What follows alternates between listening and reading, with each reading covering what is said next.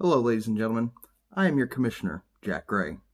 It has recently come to my attention that Bobby Ross has accused me of scrupulous actions, as well as correlating my reign as your commissioner with a number of murders in the Indianapolis area. But I have a question for you all.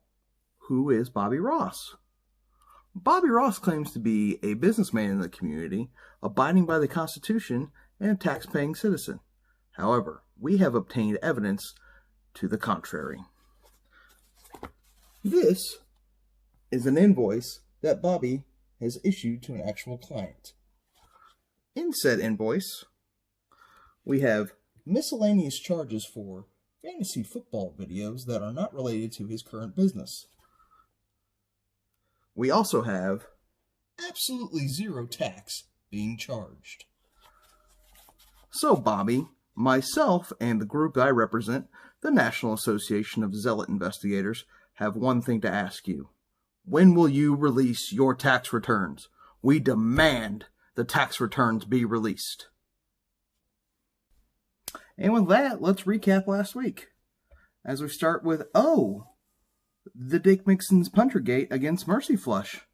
Bobby lost by, almost 30 points, which means Sony Michelle's 13.3 didn't mean Dick.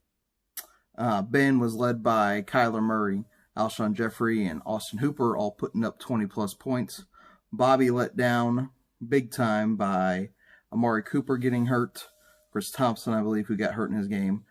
Did get 28 points from the Pats D and Lamar Jackson, but overall his studs are not performing, including the aforementioned Dick Mitson.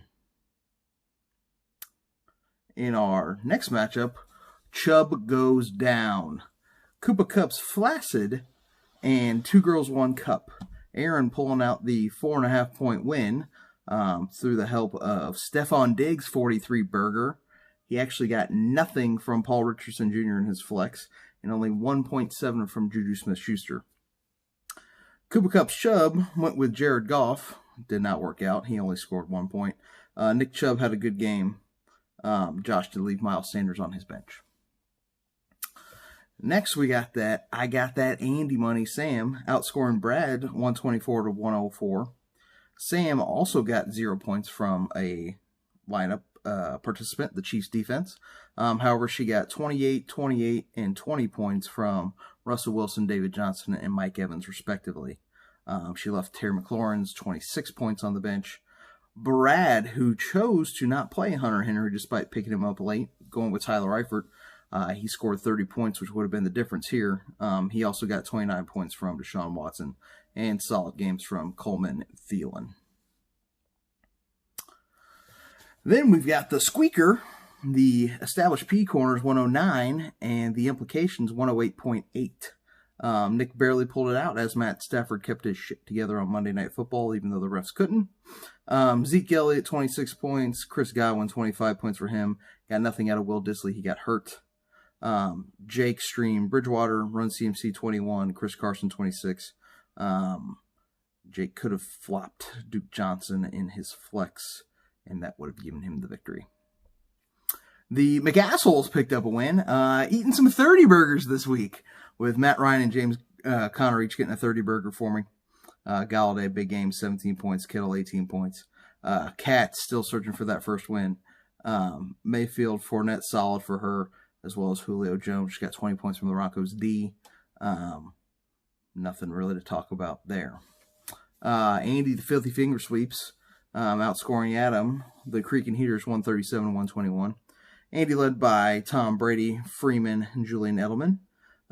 Adam Rodgers over Minshew, which worked out well for him. Also had Curtis Samuel with a big game. However, not enough for him to get past Andy. I think that is all. As we take a look at the standings, we now have a tie at the top at 5-1 between Cooper Cup's Flaccid Chubb. And I got that Andy Money Sam, who's on a 5-game win streak. Tied for third, the established P Corners, Mercy Flush, and the Filthy Finger Sweeps at 4-2. Tied for sixth, firmly in the middle of the pack, the Jeff Fisher Brigade, the Implications Ambassador of Quan, and the aforementioned Dick Mixon. Lowly down there in ninth. Myself, the McAssholes, tied with the Brolo, 2 Girls, 1 Cup. Adam all alone in 11th with 1 win. And Kat still searching for her first win as the Laundry Sammys Blowies are struggling, having the most points scored upon them in the league thus far. With that, ladies and gentlemen, let us move to the matchups this week. In our first matchup, we've got Koopa Cup's Chub, Josh, playing Ben in the Mercy Flush. Josh streaming Josh Allen this week to go along with Melvin Gordon's return, Michael Thomas, Cooper Cup. Ben rolling with Murray, Jacobs, Jeffrey Hooper. Not a whole lot. Josh just put in a defense finally, it looks like. Miles Sanders on his bench. And not a whole lot in Ben's world. Next, we've got the established P Corners, Nick, taking on Aaron in 2 Girls 1 Cup. Nick's streaming golf this week. He currently has a wide receiver slot open. I believe that is due to some tradeness that is going on. We've had 3 trades this week, including one that just dropped. Breaking news! Kat, for the first time in God knows however, after millions upon a cornucopia of trade offers, decides to trade with her husband's mistress, Bobby Ross. I smell collusion. Anyway, so Nick's going to get a wide receiver at some point. I'm rolling with Dalvin Cook, Zeke Elliott, and Cole Beasley as he has Chris Godwin on bye. And I believe Josh Gordon is on his way out for him. Odell Beckham on bye. Aaron, going with Mahomes, who's playing right now. Breida, Howard, Diggs, and Tate, playing Tate and Williams after leaving them on the bench last week. He also has Gurley on the bench right now. Juju Smith-Schuster on bye for him. Next we have Jake and the Implications against I Got That Andy Money Sam. Jake's streaming Brissett. He's got McCaffrey on bye, so I'm assuming he'll throw someone in there. At running back, Chris Carson, Keenan Allen Hilton. Whereas Sam's still rolling with the Russell Wilson, David Johnson. She has both Fuller and Terry McLaurin in her wide receiver slots this week. We will see how that turns out for her. Brad, the ambassador of Quan, against me. Brad's projected to win big as I've got James Conner on bye. And some other people injured, including Devontae Adams and every Packer receiver. I'm also rolling out Matt Ryan and Kenny Galladay, George Kittle. Brad with Watson, Barkley, Thielen, Shark, Tevin Coleman, and his flex got Eckler on the bench. The Melvin Gordon effect has finally come. Then we've got Adam in the Cretan Heaters versus the Dick Mixon's Puncher Gate. Adam's still rolling with Aaron Rodgers. He's got Kerryon Johnson, Phillip Lindsay going tonight. Hopkins, Fitzgerald, and Gore. He's got an old team. Bobby still rolling with the Bengals and Mixon and Taj Boyd. And then Lamar Jackson, of course, his quarterback, the one he's finally kept. He has somehow magically shipped out a quarterback to Cat. That's just terrible. And we'll be losing Brandon Cooks, it sounds like, as well. Kelsey going for him. Our matchup of the week. Maybe it shouldn't be anymore because of the bullshit going on.